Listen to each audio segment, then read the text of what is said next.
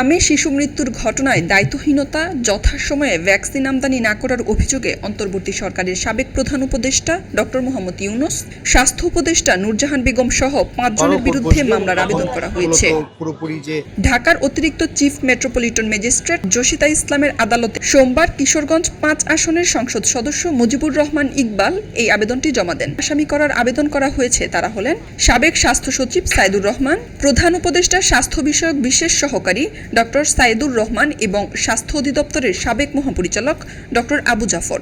মামলার অভিযোগে বলা হয়েছে, অন্তর্বর্তী সরকারের সাবেক প্রধান উপদেষ্টা উচ্চশিক্ষিত ও নোবেল বিজয়ী হলেও তার দায়িত্বের চরম অবহেলা ও উদ্দেশ্যমূলক কর্মকাণ্ডের কারণে এদেশের শত শত শিশুর মৃত্যু হয়েছে এবং হাজার হাজার শিশুর জীবন বিপন্ন হয়েছে। অভিযোগকারীর ভাষ্য অনুযায়ী এ ঘটনা হত্যাকাণ্ডের শামিল।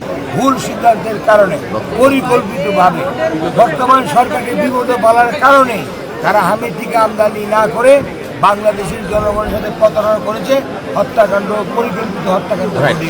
তৎকালীন সরকারের প্রধান উপদেষ্টা ডক্টর ইউনূস, তৎকালীন স্বাস্থ্য উপদেষ্টা, স্বাস্থ্য সচিব, স্বাস্থ্য অ্যাডভাইজার এবং মহাসচিব এই ৫ জনকে আমরা আসামি করে করে আমার কথা হলো এই ৫ জন নয়, আরো অনেকে যারা এই হত্যাকাণ্ডের সাথে জড়িত, কোমলমতি শিশুদের মৃত্যুর জন্য যারা দায়ী। আমি একজন সংসদ সদস্য হিসেবে আমি আমার দায়িত্ববোধ থেকে আমি এই মামলা দায়ের করেছি। আমি আশা করি আদালত সঠিক সিদ্ধান্ত নেবেন এবং খুনিদের বিচারের আওতায়।